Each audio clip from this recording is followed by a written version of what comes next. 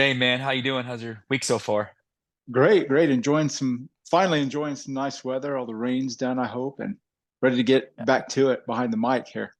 I'm excited, man. It's a special day, man. The band Yeah, I showed you, I already gave you a little leg up on this one. You and I yeah, have been jamming them for about a week now, right? The Revivalists, yeah. would you say? Oh, Yeah. yeah, absolutely. I got I got to tell you a story about this band. We'll have George coming on here in a minute. George Gekas from the Revivalist. Little story about how found this band. I had a buddy. We're sitting there. It always revolves around us trying to play, not near as good as these guys, but at a level. So we're sitting there and we're hearing this song come on. Obviously, it was "Wish I Knew You." Everyone knows that track, but I'm like, dude, who is this? So we look it up, try to play it. Terribly failed miserably, couldn't do it. Tried to play it, didn't do it justice. Then I'm like, wait a minute, this song is legit. Let's go look at their catalog. So then I went back and I'm like, wait a minute, they have like 7 albums of just awesome stuff from their Vital Signs. Obviously, Hurricane Winslow was my favorite from that one. Then they dropped City of Sound, of course, Men Against Mountains. That's their kind of like, if you will, my bad. That's kind of like their go-to album.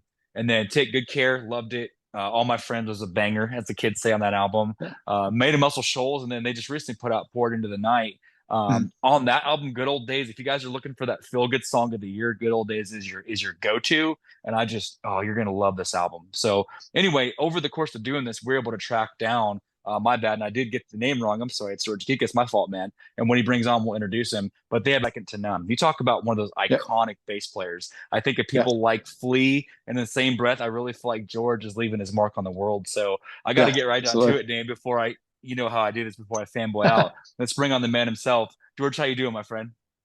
Going on, guys? Thank you for having me. Yeah, It's an thanks honor, for your man. time. I mean, it's an honor. We've listened to a lot of your music. Josh introduces me to a lot of the stuff that he's listened to, and he's batting 1,000, so to speak, with everything Awesome. he's brought to me from what you guys I have uh done. And I definitely appreciate the Flea comparison because growing up he was definitely one of my inspirations. As for, thousands and thousands of other bass players growing up. Yeah, he's one of the OGs for sure.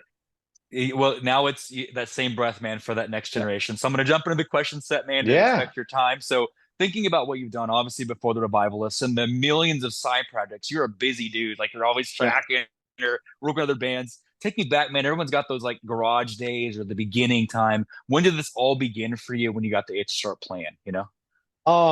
So I started playing saxophone in fourth grade, and that was just like one of these scenarios where I guess they come around at school and like ask, like, hey, does anybody want to play an instrument? And my parents thought I should try something out. So I tried it out, and I wouldn't say I was exceptional or excelled at it, but that was my first taste of like actually trying music. And then I played that all throughout high school, and then around my freshman year or so something happened and just like struck a chord, and like my life focus from sports, and I still played sports. I played soccer all throughout high school, but like music became my sole focus, and I just like completely dove in, and I never looked back, man. Like I always say, if 16-year-old me could have a conversation with me now, he'd be freaking out and seeing what he's doing, Okay. because it's like literally what I dreamed about doing my entire life. Mhm. Love it, man. Everybody has that go-to. Dane, you probably heard this question 1,000 times. You're sick of this Yeah. question, but kind of a bonus question, George. Everybody Hmm. remembers when they saved up their money and got their first, like their baby. My first baby bass was a five-string purple Ibanez Roadstar. Love that thing. I made a dumb Nice. decision of pawning it one day, but that was my baby. When you kind of saved up some cash and got your first real bass, what was your go-to, man? What'd you get? You know? I'll let you know. I was a junior in high school, and this is back for the early 2000s. And you probably know this. Like my two favorite bands at that time were Incubus and 311. So I went out and I begged my dad to get me a Warwick. So I got a five Okay. string Corvette Warwick, which is still, it's not in my room right here, but it's in my house. And like that's one of the bass. I'll never get rid of that bass. Like over the years, like I've accumulated stuff and then I've like got rid of other things, but like that one will never go away. It just feels great to play still to this day. But yeah, Love it. it's definitely a capsule in time because like there's a lot of different bases that come in and out of like quote unquote fashion. Like Warwick is like Mhm. an established big brand, but like if you ever Yeah. just rocked one of those. So yeah. But that was like literally I used to have like pictures of these dudes on my walls like playing these basses. Like, I had like sports figures and girls and stuff too, but I had like pictures of bass players Yeah. playing the brands I Yeah. wanted, and then I eventually became like represented by those brands. So yeah, it That's was awesome. awesome, man. Yeah, man. I can see that. That's cool. Dane, I was wrong. I had you for a Fender. I did. I had so I was wrong, man. Go ahead, Dane. Actually, I got another funny story real quick. I'll tell Yeah. you. Yeah. My senior year going into college, I went on a cruise with some friends, right? And I never gambled in my entire life. And I walked into the casino and I hit one of the slot machines and I won like $1,200. Let's go. And Okay. instead Okay. of like, like when you're 18, you think 17, 18, like I thought it was like an insane amount of money. And I was like, I'm not going to spend any of it. And the second I got home, I went to Guitar Center and I bought a 4-string Fender Jazz bass. That was my first Oh, jazz bass. nice. Yeah. It, And it, that was the bass I took with me to college. so basically, what you're saying is gambling made you a better musician. Yeah, there you Yeah. go. I'm just Like kidding. I'm kidding. my, I'm totally kidding. I definitely had my phases, like there were some That's rough awesome. times in the pandemic, but like I let my friends do the gambling and I just I love feed it. off their energy. But yeah, my friends we'll go to a Pels game and my friends will do like an insane 5-way parlay on like a Valanciunas bet in the first half. And like Let's go. I'm not wasting $20 on that, but like I want the action too. Yeah. But like I like to know what's going on without dipping my toes. I could see the stories as like the kids. Yeah, that one over there playing blackjack. That one over there was a game of Oh rummy. yeah, You know what I'm saying? Yeah. Like the for base. That's sure. awesome. Yeah. For Go ahead, sure. Dane.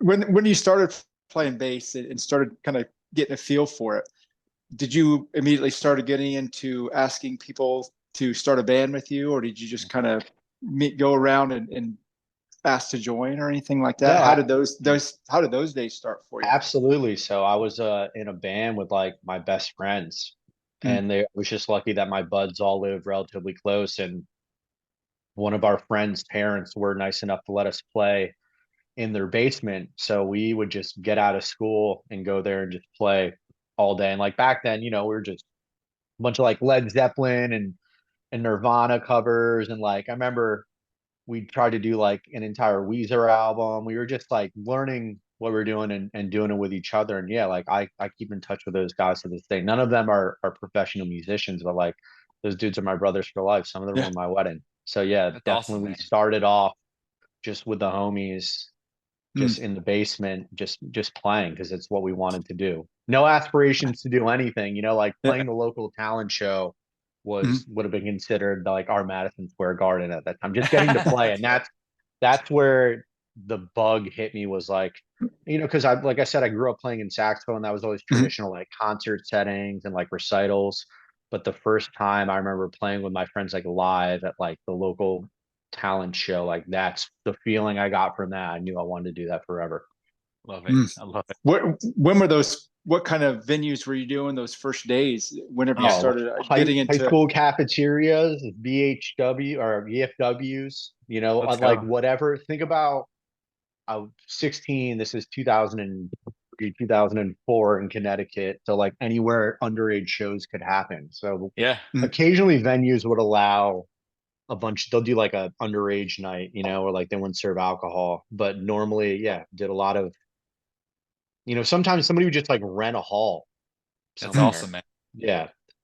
But So I from the cafeteria to worldwide, that's a pretty cool. It's a cool story, man. I love it. yeah, I think most people start that way too. yeah, You Yeah. start it because you love it and you want to, if you're lucky, you get to do it with your friends. And That's so I was cool. lucky enough to have my friends that wanted to also do it as well. Like some of the people I know who are, really accomplished musicians growing up, like they didn't have anybody to play with because nobody yeah. around wanted to play. Man. Mm. So, I, so I from all of those, what are some of the more memorable gigs you had from back then, and building up to now? Maybe a couple Yeah. of shows that you've enjoyed that stick I want to out to you. say when my high school band, we had the opportunity to play a spot in New Haven, Connecticut called Toad's Place. And like Toad's Place is one of those, like the Rolling Stones started their 1987 tour there wow. randomly. Wow. Every major band in the past, 40 years has gone by there at some point. So I think we probably brought like 100 people, you know what I mean? Like Yeah. family, friends came out. It was like it was a little fun like hang, but just that we thought we were like big time just from that, just like Yeah. getting the rush. But yeah, we got to do that a couple times, and then the Revs actually came back there. I want to say in like 2013 or 2014, Mm. and we sold it out, which was cool. But like that Wow. was that was like a full circle moment for me for sure. That's awesome, man. Wow. Because we've heard, and Danny and I have heard with musicians. Some people say the machine shop, some people say the Ryman. There's different venues and all that. So to hear Yeah. like you're Ryman, that's kind of cool, man. The Yeah. influence Yeah. there, which leads me kind of automatically to my next question. I'll never forget when my boys we wrote our first song. Thank God the world will not hear it. It was a three chord. We thought it was just this awesome. Thank God it's just not out there. We thought we were getting down. So when you're looking at influence and the style, when I listen to you play, it is literally, I hear a lot of jazz influences, obviously. Mhm. Even Hmm. when I watch you play, when you're dropping stuff with the revs and your side stuff, it is this combination. It's late 90s, like fuzz grunge. I hear some of the post stuff. I even hear some 80s. I can't figure you out, like your style, like who Mhm. influences George. Like if you had two or I three, man, Oh who's your man, like influences? there's different things, right? So like in terms of if you want to go like broad spectrum of music, like Led Zeppelin was my first like true love, or like I just dove in that catalog, and it's timeless rock and roll music. Mhm. And Right. then like bigger bands, then like I definitely somebody on the like it's still critically claimed like Radiohead. I fall in love with that absolutely all their stuff. I'm a huge fan of Earth, Wind, and Fire, not just as the bass player Virgin White, but the music. But then like in terms of bass players out there, man, there's so like Stuart Zender from Jamiroquai was a super big influence on me growing up. Obviously, Jaco Pastorius. Once Yep.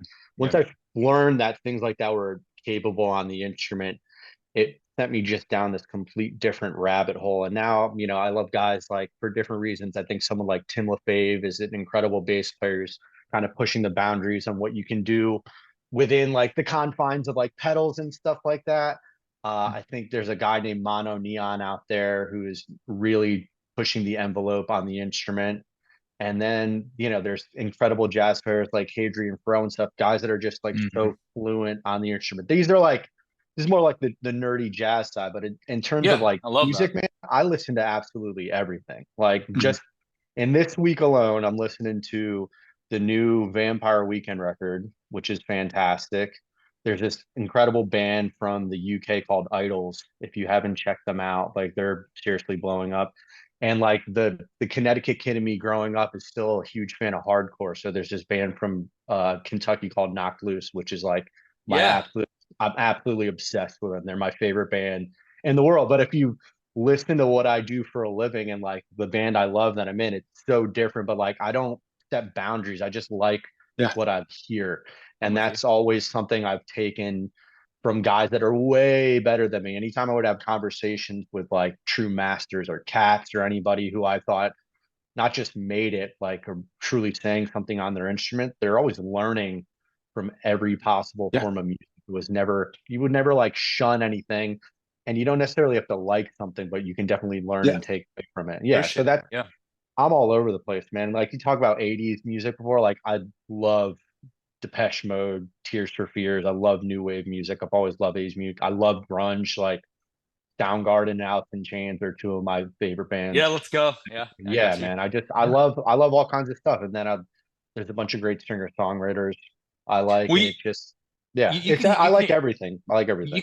you can hear some of the more eclectic side when I because my favorite song by you guys always is "It Was the Same." That's my favorite. I love that Cool. track.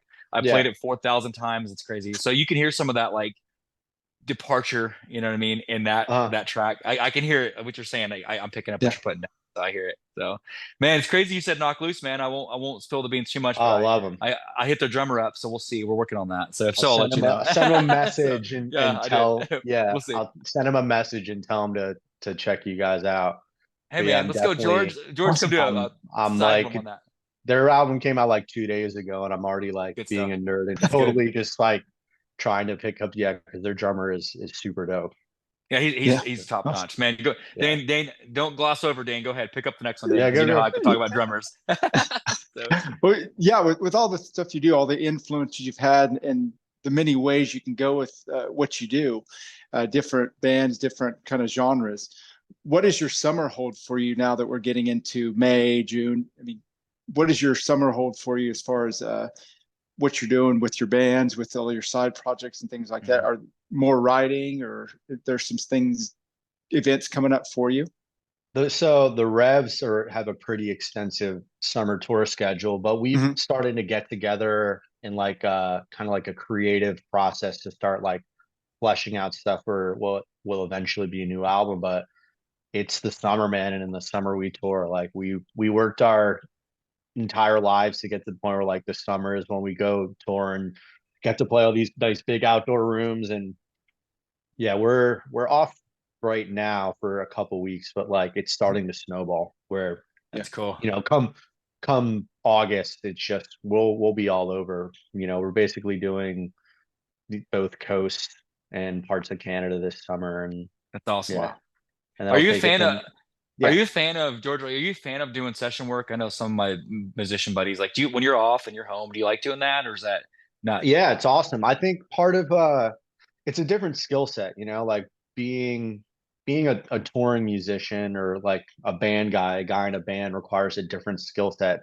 necessarily than getting hired by somebody to come in and fulfill a role. It's just it's different in that sometimes you're not asked to be creative, and it's just kind of, Mm. meat and potatoes. A great term I was always told was like it's like you're making sausage. You're just there churning, doing the work. But I think it allows you to learn and grow as an individual on your instrument that way. And it's difficult sometimes for somebody just like here's this piece of music. I want you to interpret it the way you think you should have it play and go for it. Or there's times where, you have the freedom in a session where people are kind of just vibing off each other. And if you get musicians that speak the language well enough and like actually have a connection, you can do some really cool and fun stuff. But I love it takes years of just getting your ear training to be able to handle something like that.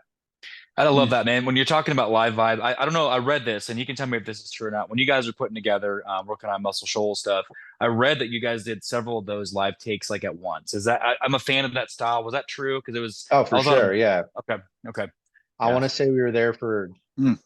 4 or 5 days. that's cool. And for some of those songs, like we knew we wanted to do a different approach. Like we had the songs the way they were on the last album and the way they were kind of being played live, but we knew we wanted to reimagine them in some capacity. And there were no like guidelines or rules or anything. So we are just throwing different stuff off the wall.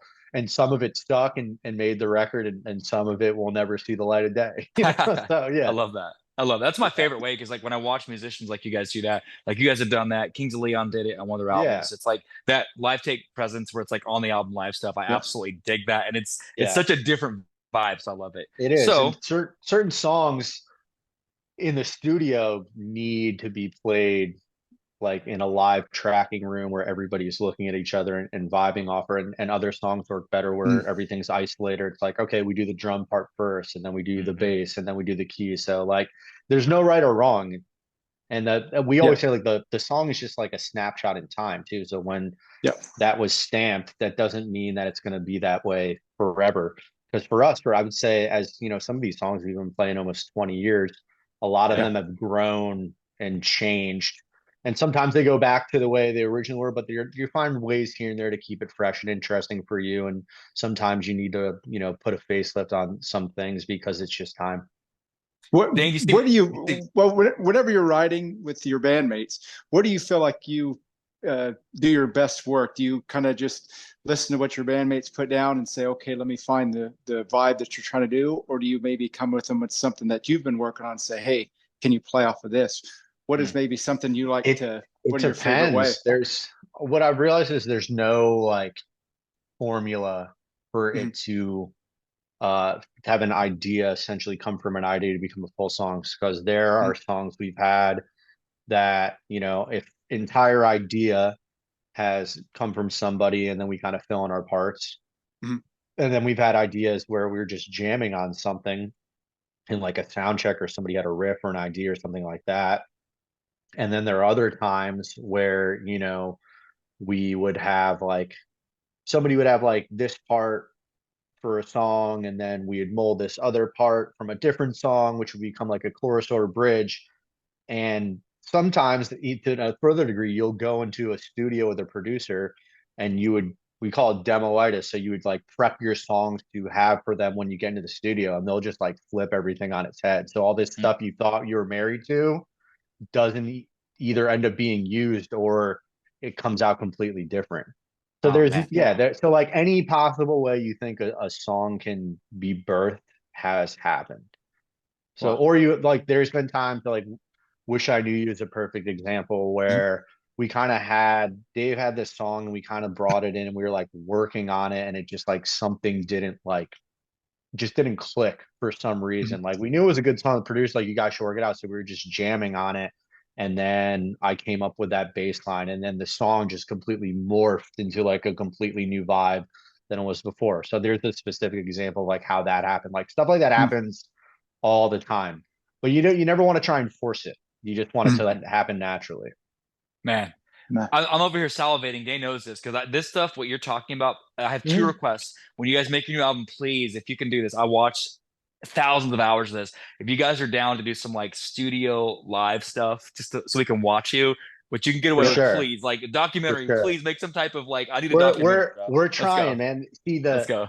the problem is sometimes you're at the mercy of the producer, right? Yeah. Mhm. So we've done stuff before where we're like, hey, we're gonna bring in this video crew and do this, and then they're like, no, you're not. You're not bringing that Yeah. guy in. Yeah. So I love like it. there's it's a balance, you know. But if it were up to us, we would be able to document all that stuff all the time. Yeah. But yeah. And the last thing before I transition to rap it, I gotta say thank you because I was showing my daughter. I have some of your vinyls and all that. And Oh, lovely. she was like, "Wait, is that the dude that I heard the song on TikTok?"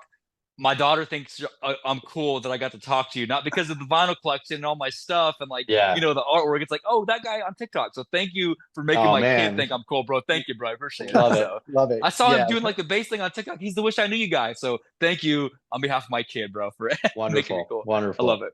All this time, I'm like sitting here showing her like the artwork and like breaking down, like just going through it. And this is what probably their headspace was on. I'm getting real deep. It's like, oh yeah, on TikTok. It was just thank you Yeah, for there's diminishing me. whatever, Dad. More TikTok, yeah, algorithm. I love it, man.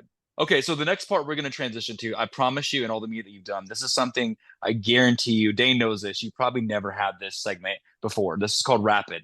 So Dane and Okay. I, this is probably episode. I'm looking at the question set, probably episode 260 or so, and we've never ever. How do I say this? We've never been wrong because the guest decides. We have 5 questions. We Okay. bet Yep. on what we think you're going to say. So you can't go wrong. It's a Rorschach Okay. test of your personality. Dane and I have the questions and we bet on you. Me and Dane Okay. have already put a bet on you what we think you're going to say. The person that gets closer gets lunch provided by the loser. It's pretty cool. So So you guys didn't bet on this show.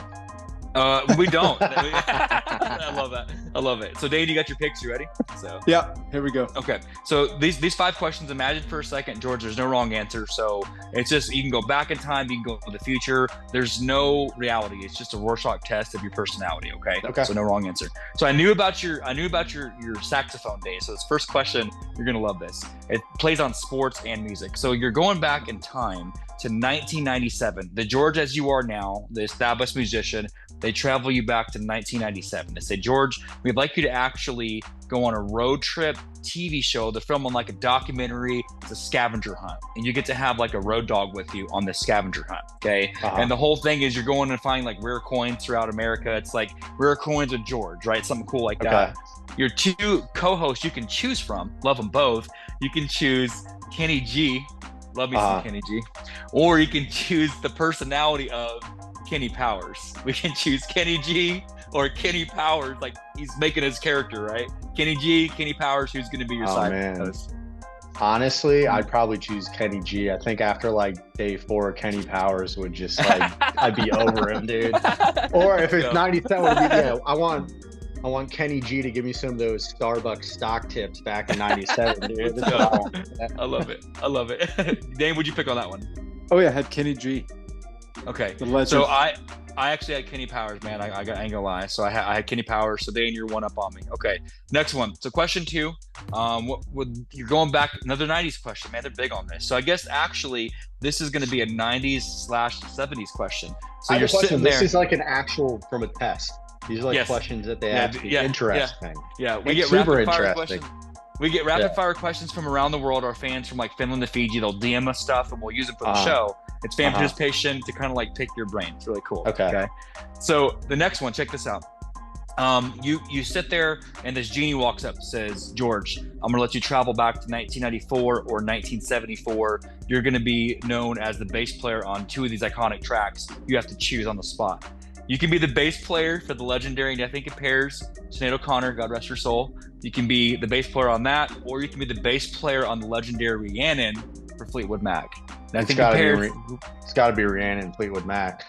Having said Oh, that though, having said that, the Sinead O'Connor song, that's actually by Prince. So if I had the opportunity to hang with Prince, that would be super dope too. Mm. let's So go. it's tough. It's tough. It's tough. But in terms of like the actual song, I think I prefer the Fleetwood Mac song. But I do love Prince. That would be, yeah. Man, so because like I understand, I meant like because her version of it, I love that Mhm. version. That's what I meant. But I get you, For sure. Dane. I did not have Rhiannon. Dane, would you have? Did you have Rhiannon? Yeah, I'd Fleetwood Mac. It was a tough one though. Oh, Not for the Prince reason, but they're both iconic songs. dude, For I'm 0 for sure. 2, man. I hope I can bounce back here. I'm 0 for 2. You're killing it right now, Dane. So let me see if I can bounce back. So Making a comeback, man. they're gonna do two reboots of this movie franchise in 2025. They're gonna do it while you're off tour. They want you, the legendary musician, to step in and be a villain in one of these two movie franchises. Okay.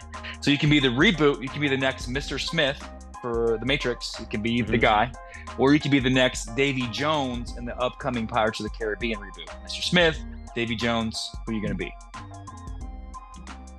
Oh man. I'm trying to think. So it would be very difficult to be the replacement in a Pirates of the Caribbean movie, but I think that would be way more fun than doing the Matrix movie. But I think the Matrix movie is a way better villain, if that makes sense. But I still do Pirates of the Caribbean. Oh my gosh, I had over Mr. three. Smith, dude. Oh my gosh, Dane, what'd you have? Did you have Davey, or did you have? I'd Agent Smith as well. Okay. That was Oh, a tough man. one, man. These are some tough ones tonight. Yeah, I'm human, Dane. At least you got one wrong. Okay, so two more George on rapid fire. Not so rapid edition. Two more. You also are called back again in time. This is going to be an 80s question. They say we'd like you to make a jingle. You're going to be responsible for making a catchy jingle for one of these two products that are coming out. They're going to make a TV commercial. You get to make the jingle for the Connect 4 game set TV, Connect 4, or you can be responsible for making the jingle for Battleship, the game. Connect 4, Battleship, you make the jingle. Which one? It's in the 80s. Yeah. Definitely Battleship from the 80s. go. Definitely Let's Battleship. go. Yeah, that Let's would go. be some like 80s hair metal vibes on that. Would be super tight, super fun. Did you have that one, Dane?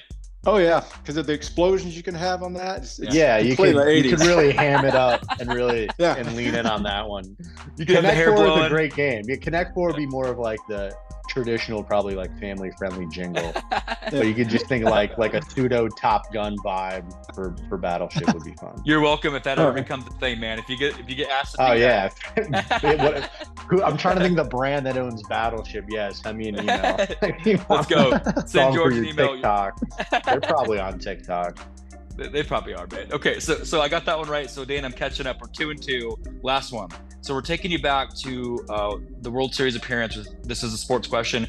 Mariano Rivera, legendary cutter. Of course. Love that dude. Great. Mm. So check this out. They say, George, we want you to go back to his last World Series appearance, and every time he throws a strikeout, we want you to be right next to him with your bass and play the bass line every strikeout for his strikeouts. There are two choices. You're on the dugout. You're just sitting there every strikeout. You can play obviously Another One Bites the Dust. Love it.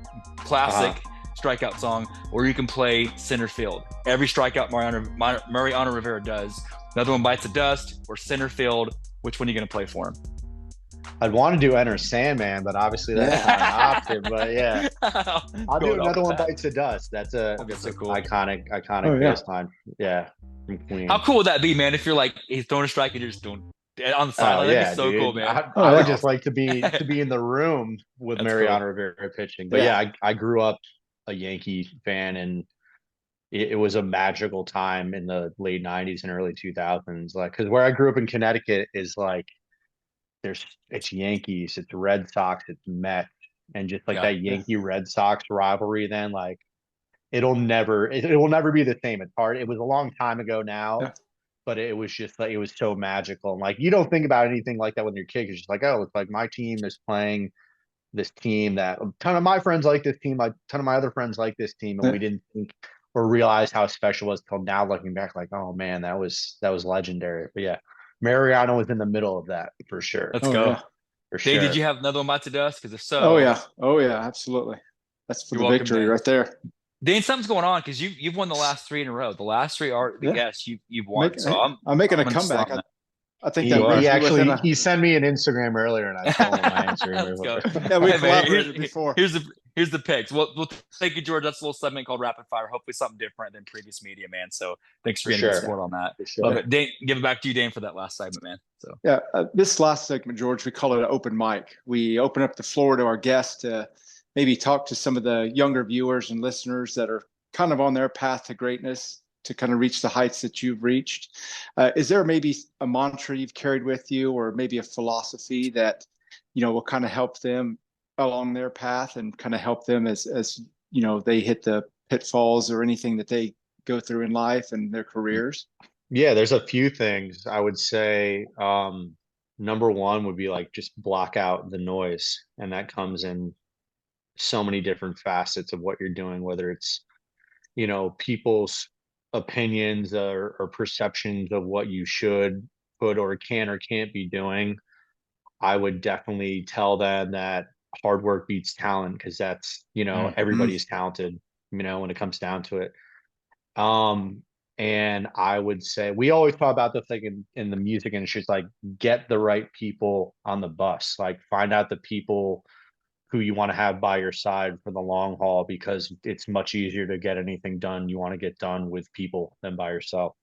mm. Mm. Wow, is amazing, man. I love this guy. I'm telling you, when I said genuine, just a kind guy, has time for everyone. Dane, Yeah, what'd you think of him? Awesome dude, huh? loved it. Loved it. Yeah, I mean, especially drawing inspiration from all kind of music around him. Nothing's off the table when he's getting Love that inspiration, guy. and that's what you want, not only in music but in everything you do. You'll Mm, never know where your best inspiration comes from to create something great, and they've man. done it repeatedly. Absolutely, absolutely love George, man. Just talk about just over the top, sincere. He knows Yeah, where he just knows where the fans come from. That was one I'm not gonna lie, I was a little nervous for, Dane. Like I love that guy. yeah. I have a new phrase. I don't say bucket list anymore. I saw somebody say something. Our friend Heidi from Encounter Outdoor says, don't Mhm. say bucket list, say life list. George is on my Yeah. life list of someone I'm There you going go. to meet. So it was really cool. So George, you better believe it, once you're nearby, man, we'll be glad to Yeah, catch a show. absolutely. And so Dane, that was a great one. Gosh, the week is amazing. So as we've transitioned the show to go a little longer, um, George, thank you, Revivalist, the Revs as he calls them. Thank you for that, man. We can't wait to be near you and have you on the show again soon. We'll get this out to the world as soon as we can.